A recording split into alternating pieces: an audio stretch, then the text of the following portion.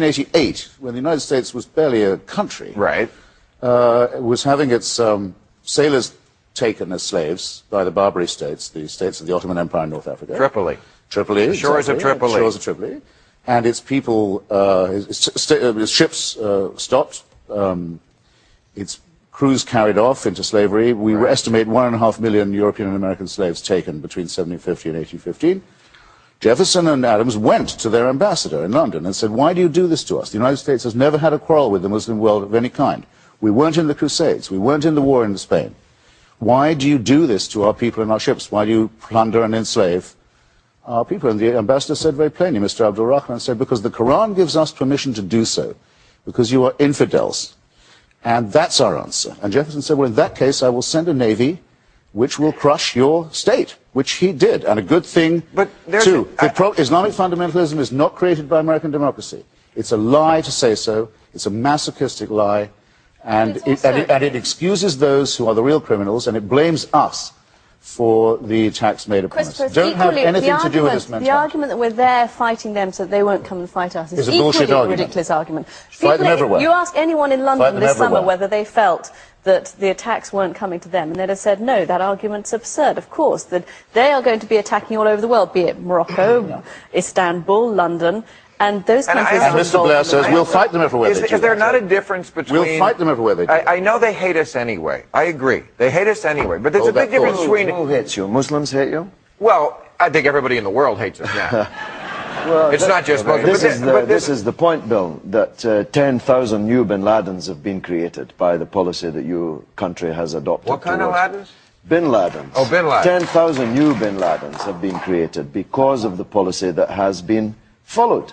And this is the biggest test of a policy. Has it made things better or made things worse? And my belief is that Muslims are not angry with us because of who or what we are, but because of what we do. They're angry with us because of our support for Sharon's Israel, principally. Do you know that every one of those settlers in the Gaza Strip got $250,000 to leave land they should never have been on in the first place, and you paid for it? Well, I would argue with you about that. Do you really think that if America pulled all of its bases out of Saudi Arabia, we did. fulfilled all the conditions that Al-Qaeda has said in the past that it wanted, that suddenly you'd see no more Al-Qaeda attacks around the world? I'm not advocating negotiating with bin Laden and Al-Qaeda. I want you to negotiate. Why not? I want you to negotiate with the Muslims who haven't joined them yet, but who might join them tomorrow or the next day. But excuse me, Mr. Maher, I have to, if you let me say this, I won't want to say anything more on this show. What Mr. Galloway has just said is quite false.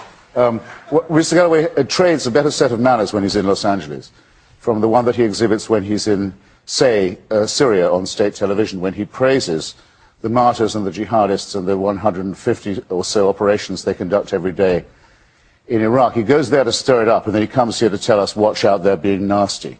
That's, I think, disgraceful. Well, that's what Arafat used to do. It seems to me that, I don't know if it does to you, Mr. bin Laden is a kind of one-of-a-kind guy. I don't think there are 10,000 people like him.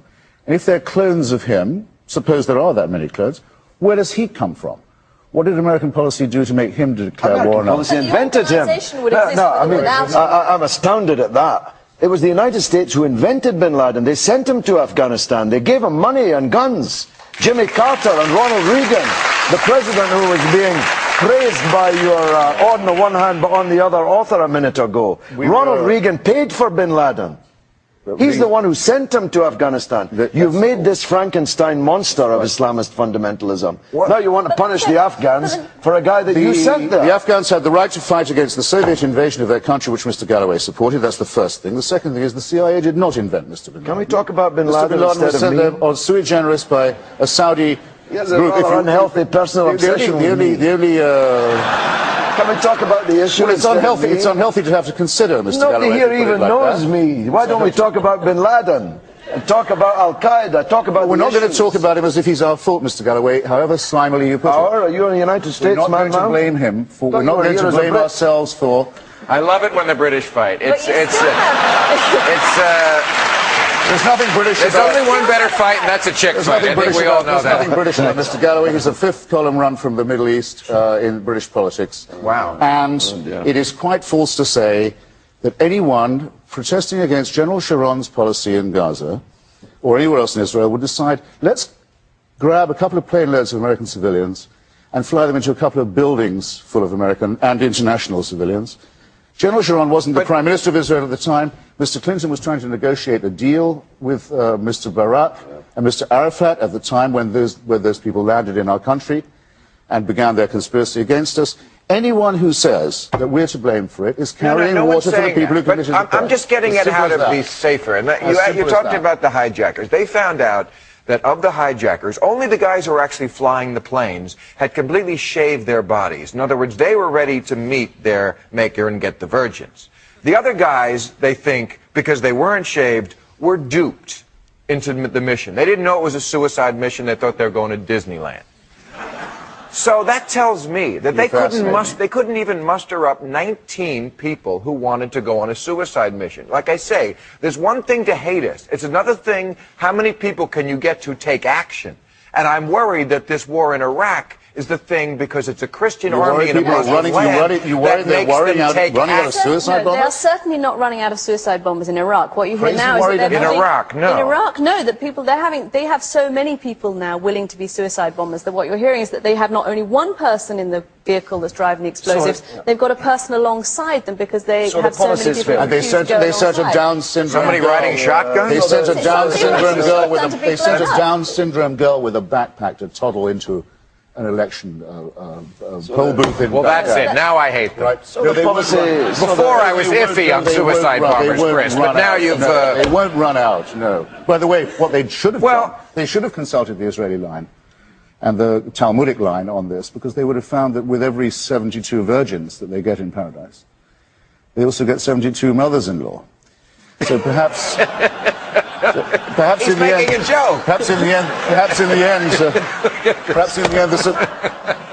end, your worry about them running out of suicide murderers will be justified. Okay, but should we negotiate with terror? I mean, George Bush said a while ago, he said there is no way to make peace with those whose only goal is death. And I would submit that their goal isn't death. Death is their method, as is anyone in a war. And by our own definition of terrorism, which is purposely killing civilians, America has been terrorist. We purposely killed lots of civilians in Hiroshima and Dresden. We have years of history in Europe of negotiating with various terrorist organizations. Right, the IRA. ETA.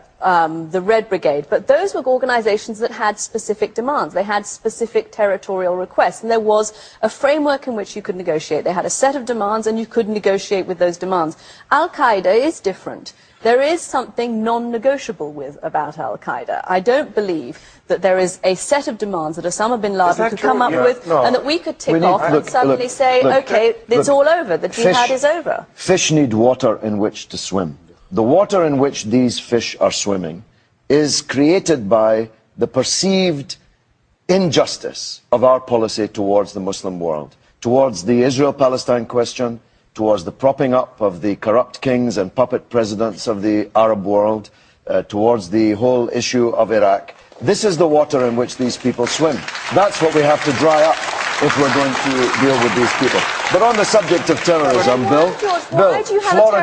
Florida is full of people who have harbored terrorist designs upon Cuba for almost 40 years.